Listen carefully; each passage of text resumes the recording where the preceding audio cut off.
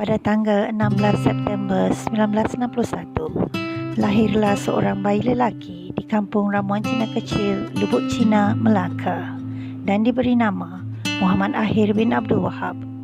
Beliau merupakan anak kedua daripada 8 orang adik-beradik bagi pasangan Allahyarham Abdul Wahab bin Mat Yunus dan Puan Zainab binti Osman. Sewaktu kecil, beliau pernah bercita-cita ingin menjadi seorang anggota polis. Namun, takdir sudah tertulis bahawa beliau menjadi seorang guru. Melancong merupakan hobi utama beliau, dan antara negara-negara yang telah beliau lawati ialah Jepun, Indonesia, Singapura dan Thailand. Beliau menggemari masakan gulai lemak cili padi. Tidak lengkap rasanya jika kita tidak mengetahui siapakah gerangan pasangan yang menjadi teman hidup beliau selama 35 tahun ini.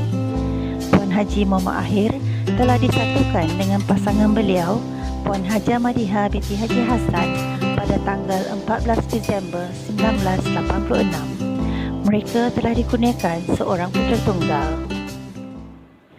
Menelusuri maklumat akademik Tuan Haji Muhammad Ahir, beliau telah memulakan alam persekolahan di All Saints Primary School, Kemunting, Taiping, Perak dari tahun 1968 sehingga 1973.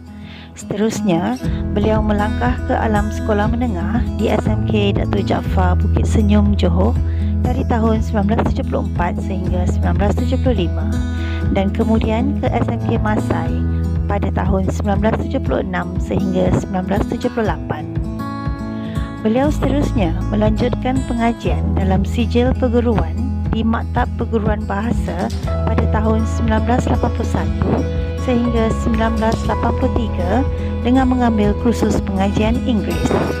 Dengan keazaman yang kukuh, beliau telah menyambung pengajian sekali lagi ke peringkat yang lebih tinggi, iaitu ijazah sarjana muda dalam bidang bahasa dan linguistik Melayu di Universiti Putra Malaysia pada tahun 1997 sehingga tahun 2000. Seterusnya, beliau menyambung pengajian ke peringkat sarjana di universiti yang sama pada tahun 2000 sehingga 2002. Menjejak perjalanan perkhidmatan beliau dalam arena pendidikan yang penuh mencabar sebagai seorang guru, beliau telah memulakan perkhidmatannya pada tahun 1984 di SK Pejing, Temerloh, Pahang.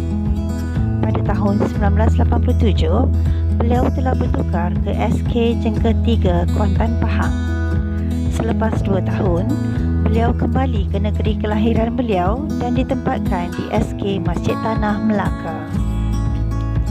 Pada tahun 2000, beliau ditempatkan di SMK Pulau Sepang dan kemudian ke SMKA Darul Falah pada tahun yang sama. Beliau kemudiannya bertukar ke SMK Sultan Alauddin.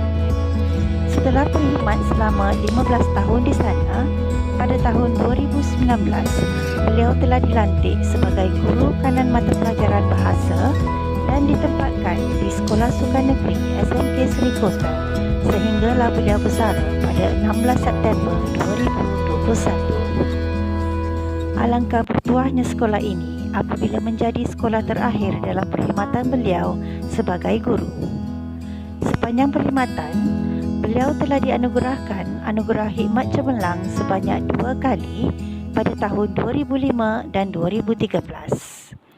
Bingkisan untuk warga Sekolah Sukan Negeri daripada yang diraikan, jaga hubungan dengan Allah, insya-Allah semua urusan dipermudahkan. Selamat bersara Tuan Haji Muhammad Ahir bin Abdul Wahab. Terima kasih dari kami, warga Sekolah Sukan Negeri SMK Serikota.